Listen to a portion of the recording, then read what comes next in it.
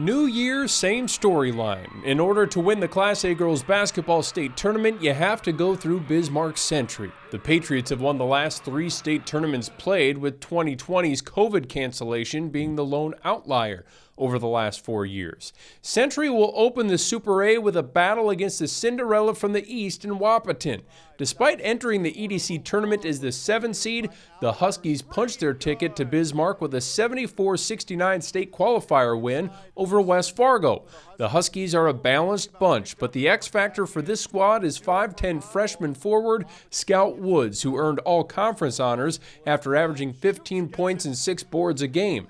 There's no secret to the Huskies' success. They attack the paint. They've shot nearly 100 more free throws than the next team in the conference, and head coach Brian Watson wants that aggressive mentality to continue Thursday. I've always been a coach that has preached that free throws will win you games and they'll lose you games. I've said that from day one since I've been at Wahpeton. We try and build a whole team that's a set of really good free throw shooters. We have to do things within our offense that will get us to the free throw line. We feel like we need to get to the free throw line in order to be successful. And we kind of play that way. We kind of, put teams in one-on-one situations, make them play that individual defense, whether they're in man or zone. The team they'll challenge has won an impressive 48 games in a row.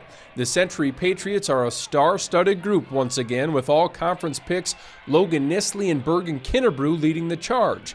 Nisley, a 6-foot junior, has arguably been the state's top player this year. She leads the West in scoring and makes about 55% of her shots.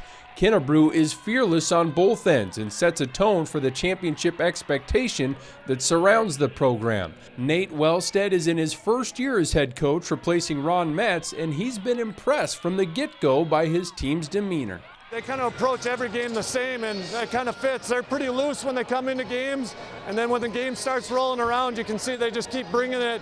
Every possession they play hard, and tonight they did a good job executing in the second half.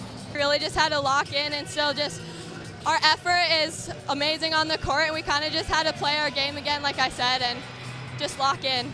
Game 2 pits EDC tournament runner-up Red River against the 3 seed from the West, Bismarck High, in a battle of 2 of the top defenses in the state.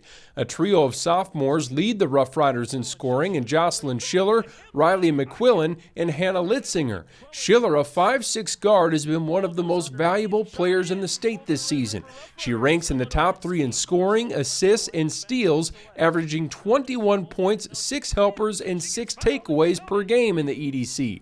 Head coach Kent Ripplinger says he first saw glimpses of Schiller's big-time potential back when she was a 7th grader. Just had this mentality of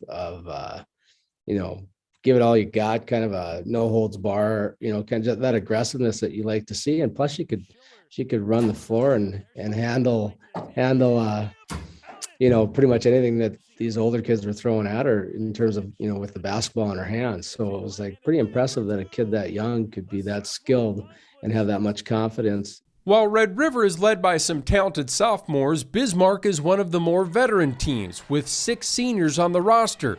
With that experienced roster, they've won 10 of their last 11 games and enter state, coming off a tough battle with Jamestown to reach state.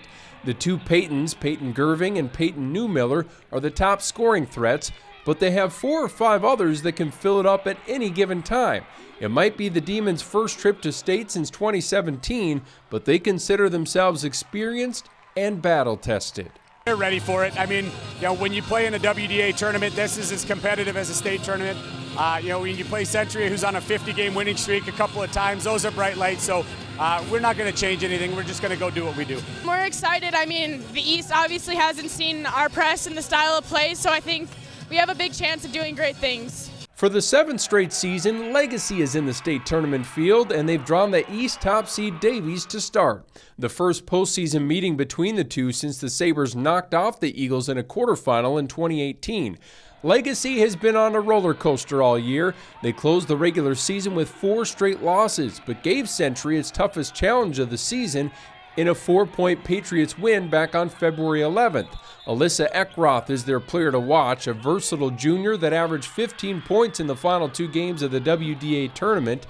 She's excited to be playing in the same venue this week and hopes to give Sabres fans plenty to cheer about.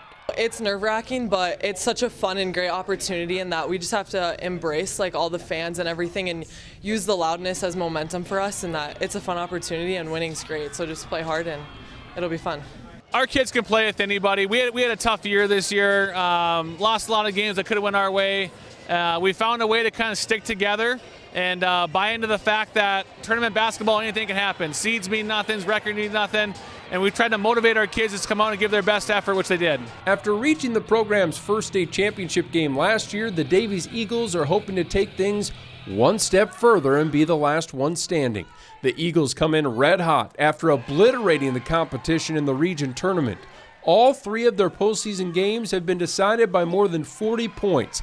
They landed 3 on the all-conference teams, including a pair of sophomores, Carly Franks and Ashton Safransky, along with junior Ava Wild. The Eagles will pressure you until you're gasping for air.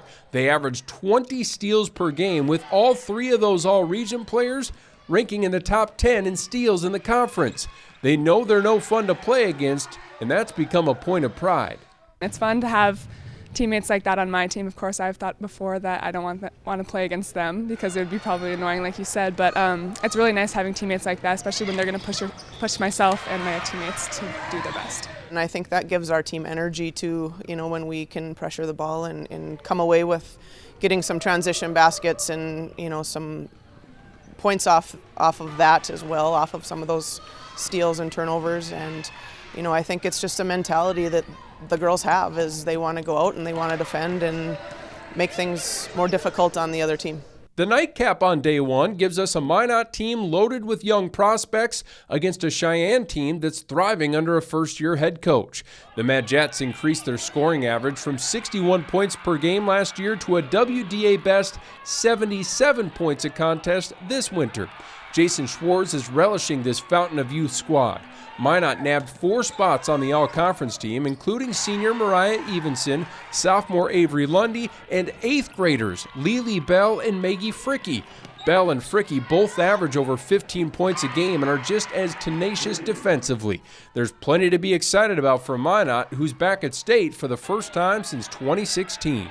Those two have played so much basketball and played so much basketball together. Maggie was with us last year as a 7th grader, and so it's crazy to think that she's got a veteran presence out there to her, and you look at her or you look at Lily, they don't look like 8th graders at all. They're physically mature and basketball sense-wise as well. Cheyenne makes its return to state for the first time since 2019. First-year head coach Kenyon Wingenbach was part of the coaching staff for that Century dynasty, and now he has the Mustangs on the rise. Cheyenne's season featured a 16-game win streak, and they ended their regular season ranked 3rd in the state. The Mustangs are led by their trio of all-state picks in juniors Maya Metcalf and Carson Sanders, along with sophomore guard Brenna Dick. The Mustangs have made more threes than anyone else in the EDC this season, and they defend the perimeter well too. This team knows that in order to beat a high-scoring Minot team, their offense is going to need to be clicking.